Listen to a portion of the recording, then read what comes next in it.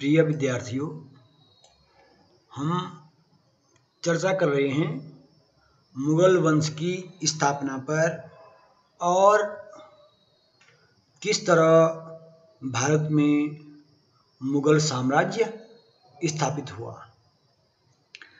सबसे पहले मैं यह स्पष्ट करना चाहूँगा कि मुगल शब्द की उत्पत्ति कहाँ से हुई और ये किस तरह प्रचलित हुआ और क्यों बाबर ने अपने वंश को मुगल वंश कहा। मुगल जो शब्द है मूल रूप से ये फारसी के मंगोल शब्द से उत्पन्न हुआ है। मंगोल जो शब्द है, जो मंगोल प्रजाति है, उसी को हम एक तरह से मुगल पुकारते हैं। यह शब्द मध्य एशिया से प्रचलित हुआ और जो मंगोलिया जो मध्य एशिया में स्थित है, वो मंगोलिया भी मूल रूप से मंगोल से ही बना है और मंगोल से ही मुगल शब्द की उत्पत्ति हुई है। चंगेज खां का जो वंश था उसमें चंगेज खां के द्वितीय पुत्र उसके नाम से ये जो वंश स्थापित हुआ, यह भारत में मुगल वंश कहलाता है। और ये जो मुगल वंश अस्तित्व में आया, यह मुगल शब्द जो प्रचलित हुआ वो मंगोल खान और बाद में मंगोल खान से मुगल खान जो बना। इस तरह मंगोल खान से मुगल खान और मुगल खान से ये मुगल वंश की स्थापना जो भारत में हुई, जिसका संस्थापक जहीरुद्दीन मोहम्मद बाबर था। तो इस तरह मुगल शब्द फारसी के मंगोल शब्द से प्रचलित हुआ और उसी का एक मंगोल शब्द का ही रूप जो मंगोल से विकृत होकर मुगल बन गया। अब हम चर्चा करेंगे कि किस तरह बाबर ने भारत में मुगल वंश की स्थापना की। जब हम बाबर के बारे में अध्ययन करते हैं तो हम पाते हैं कि बाबर का पिता शेख मिर्जा फरगना का, जो कि मध्य एशिया की छोटी सी रियासत थी, उसका शासक था। बचपन में ही बाबर के पिता की मृत्यु हो गई थी और लगभग 11 वर्ष की आयु में बाबर 1494 ईस्वी में फरगना का शासक बना।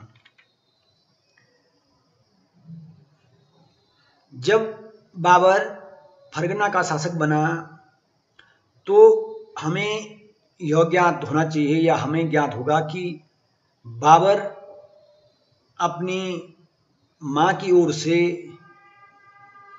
चंगेज खां का और पिता की ओर से तैमूर खां का वंशज था।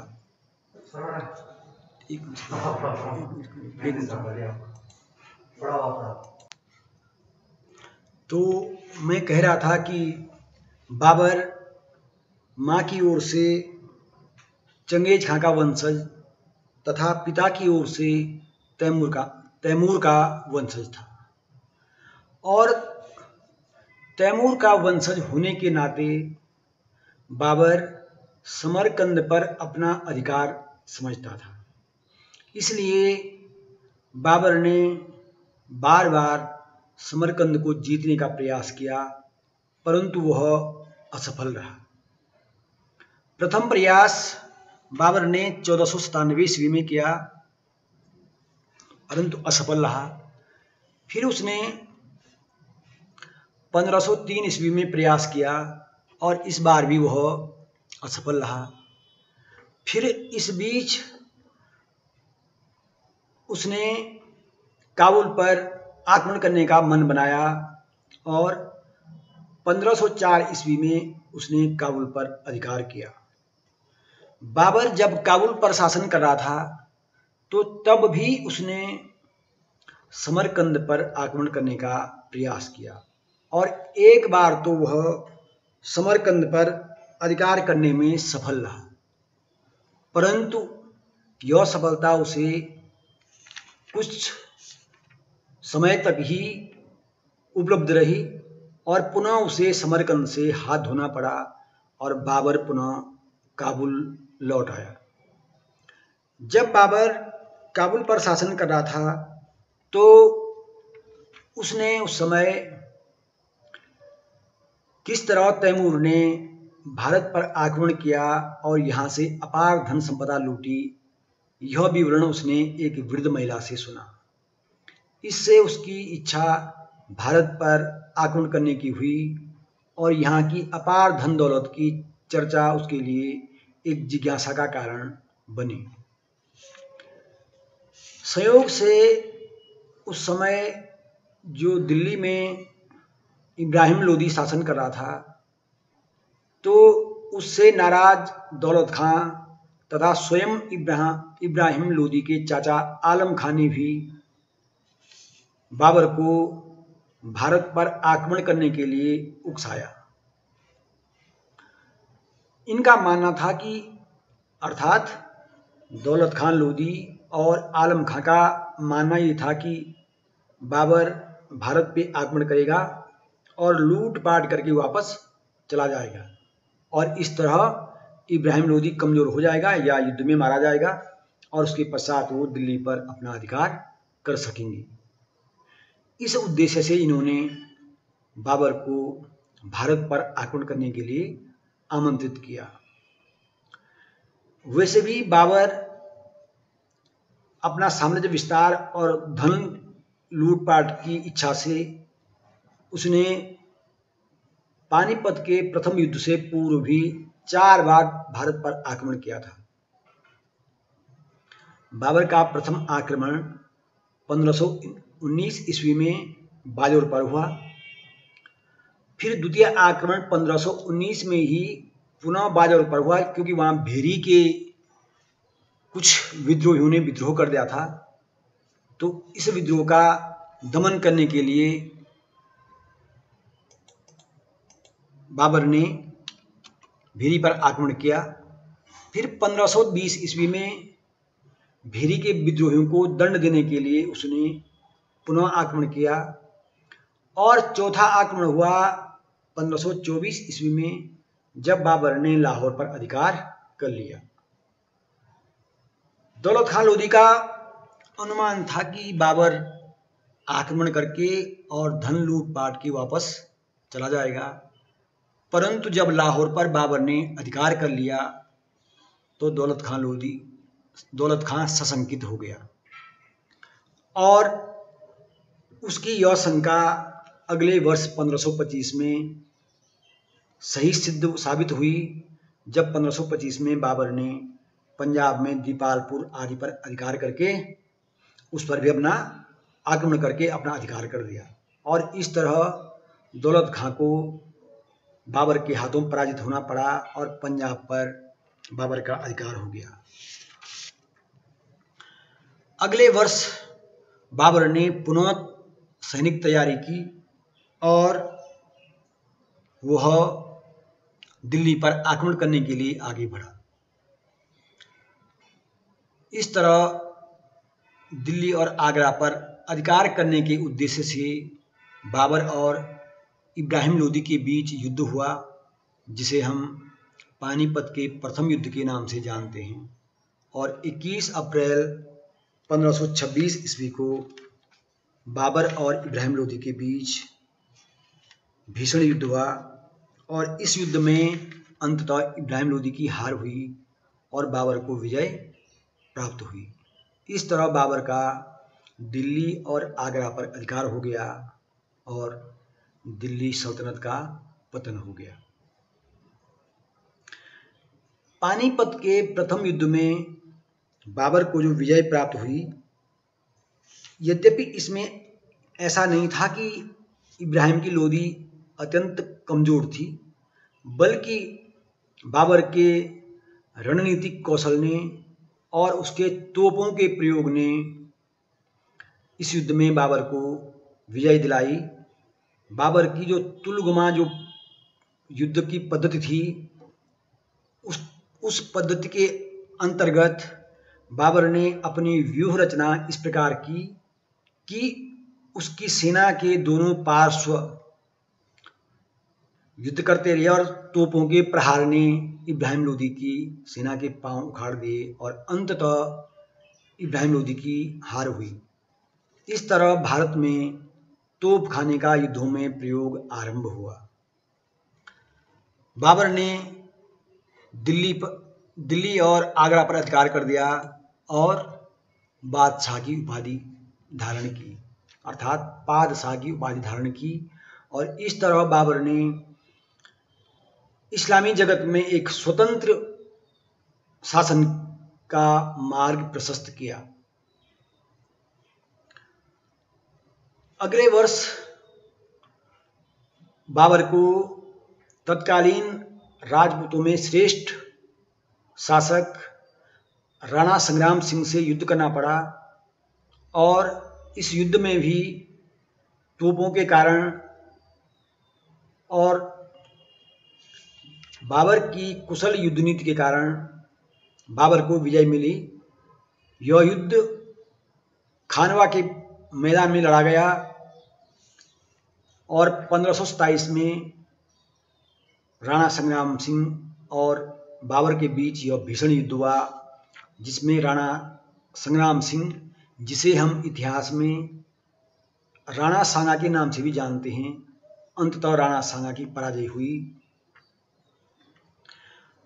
कुछ इतिहासकारों का मानना है कि राणा सांगा ने भी बाबर को दिल्ली पर आक्रमण के लिए प्रेरित किया था, किंतु इसका कोई सशक्त साक्ष्य उपलब्ध नहीं होता है। वैसे भी ऐसे प्रमाण उपलब्ध हैं, कुछ ऐसे प्रमाण मिले हैं जिससे यह सिद्ध होता है कि राणा सांगा इब्राहिम लोदी को पहले पराजित कर चुका था। अतः ऐसे में बाबर से सहायता या बाबर को प्रेरित करने का कोई उद्देश्य नहीं हो सकता था। इब्राहिम लोदी की मृत्यु के बाद अफगानों ने महमूद खान लोदी को अपना नेता चुन लिया था और महमूद खान लोदी राणा सांगा की सहायता से बाबर से दिल्ली और आगरा को वापस लेना चाहता था। अब बाबर को यह लग रहा था कि कहीं राणा सांगा की मदद से महमूद खान लोदी ने दिल्ली पर अधिकार कर लिया तो बाबर की यह विजय, पानीपत की विजय, व्यर्थ जाएगी। इसलिए भी राणा सांगा और बाबर के बीच युद्ध के कारण उत्पन्न हो गई थी। इसके अतिरिक्त बाबर ने बयाना, धौलपुर, कालपी आदि पर अधिकार कर लिया था, जबकि राणा सांगा धौलपुर, कालपी और बयाना को अपने अधिकार, अपने अधीन मानता था। दूसरी ओर बयाना का राजस्थान अर्थात राजपूताना के लिए बड़ा महत्व था, क्योंकि बयाना को एक प्रकार से राजस्थान का द्वार, राजपूताना का द्वार कहा जाता था और सैनिक दृष्टि से राणा सांगा को बयाना पर अपना अधिकार बनाए रखना आवश्यक था। राणा सांगा एक प्रतापी राजपूत शासक था।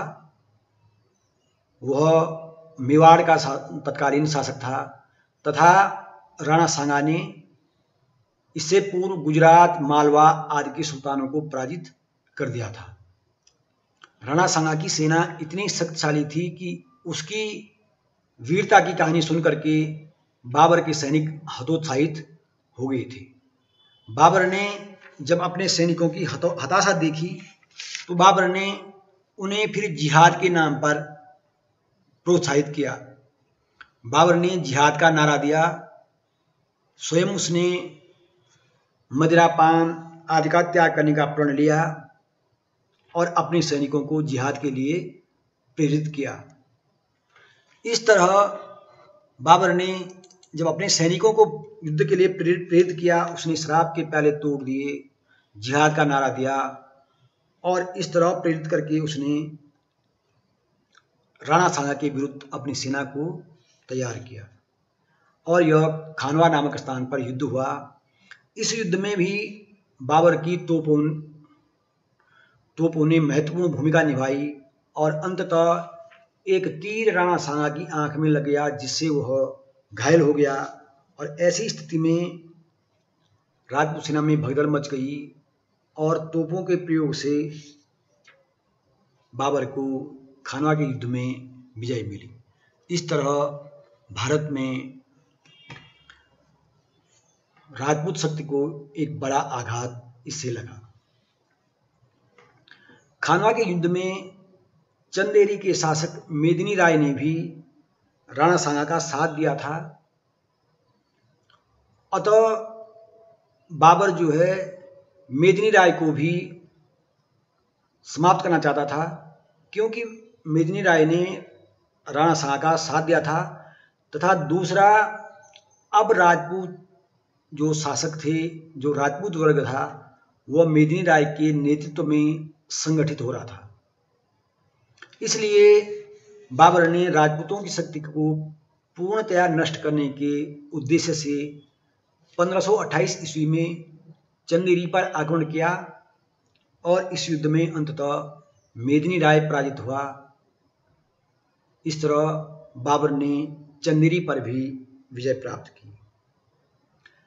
अभी जैसे मैंने बताया था कि इब्राहिम लोदी की मृत्यु के पश्चात अफगान महमूद खान लोदी के नेतृत्व में संगठित हो गए थे और महमूद खान लोदी ने राणा सांगा की मदद से बाबर को दिल्ली से बाहर करने का प्रयास किया था। परंतु खानवा के युद्ध में जब राणा सांगा पराजित हो गया तो महमूद खान लोदी वहां से पलायन कर गया तथा महमूद खान लोदी पुनः अफगानों को संगठित करने में लग गया। अब पुनः अफगान सशक्त न बने, एक शक्तिशाली प्रतिद्वंदी अफगानों के रूप में तैयार न हो, अफगानों का पूर्ण दमन करने के उद्देश्य से बाबर ने महमूद खान लोदी को समाप्त करने का प्रयास किया।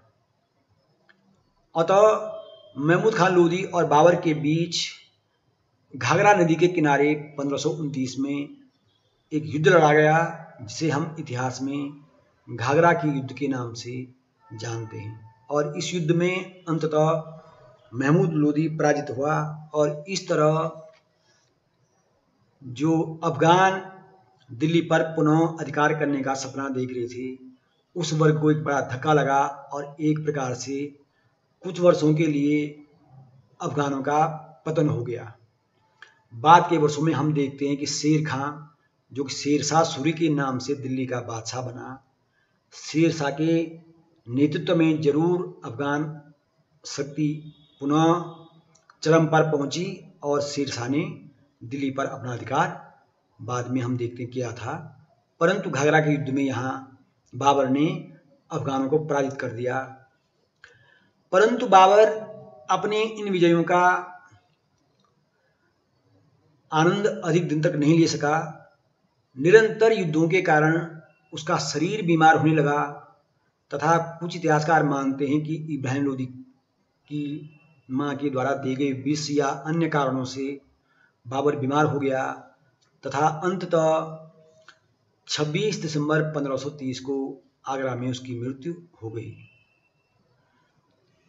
बाबर ने मृत्यु से पूर्व हुमायूं को अपना उत्तराधिकारी घोषित किया तथा अपने भाइयों को खुश रखने अथवा भाइयों के बीच साम्राज्य विभाजन का जो मशविरा दिया, उस पर हम आगे चर्चा करेंगे। और इस तरह बाबर की विजयों के कारण और बाबर के प्रयास से भारत में मुगल वंश की स्थापना हुई और बाबर दिल्ली का बादशाह बना।